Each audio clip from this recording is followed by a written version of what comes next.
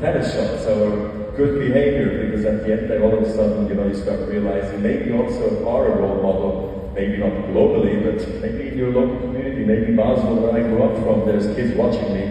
So over time, I told myself, this has to change, and it has to improve. And there was a particular match in Hamburg, in Germany. I played the first round on clay on the second court, and I'm match point down against an Argentinian player. I come to the net, I hit this volley, and I look where the volley goes, and the ball is just not there. So I look down, and I squeeze the ball between my racket and the court.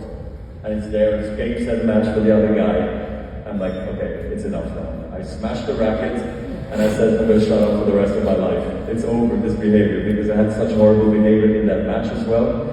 So I ended up playing quarterfinals at Wimbledon, quarterfinals at the French Open. I beat Stanford at Wimbledon, who was my hero at the time growing up. I couldn't believe it that I had the opportunity to play against him, let alone on center court. I'm beating him like 7-5 in the fifth set in an incredible way. And then I thought, it's so easy, you just gotta be quiet and you play well.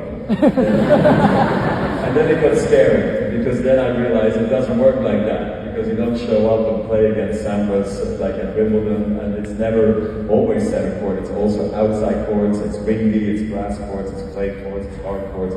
So I went through this process of about a year and a half of just trying to manage my emotions differently so I would not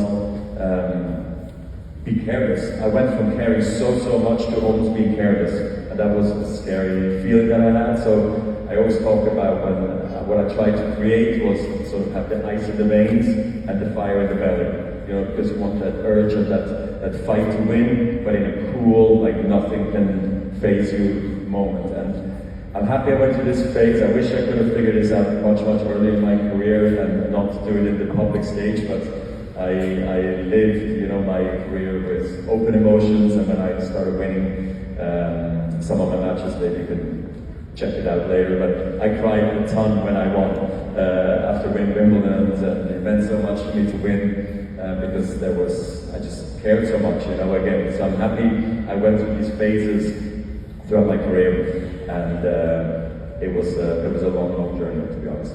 So we have to remember what time it was at 99. We had a very different landscape, the internet was just kind of there.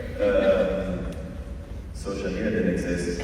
Mobile phones, kind of, remember, but not touchscreen stuff and all so forth. And it was, MSN, Hotmail, and Yahoo, and that was the time. So maybe computer science, maybe engineering, knowing now what has all come from it. That could have been one of those guys that could have created something like this, especially in an inspirational environment like Stanford. That could have been maybe something very cool.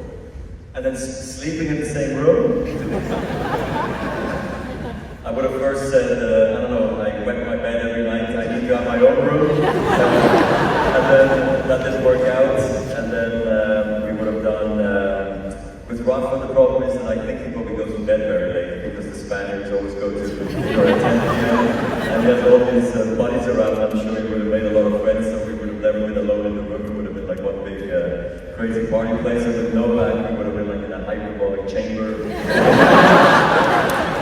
Free, so I'd probably go with Rafa at the end of the day, because that would have been a bit more fun, but either would have been okay. Yeah.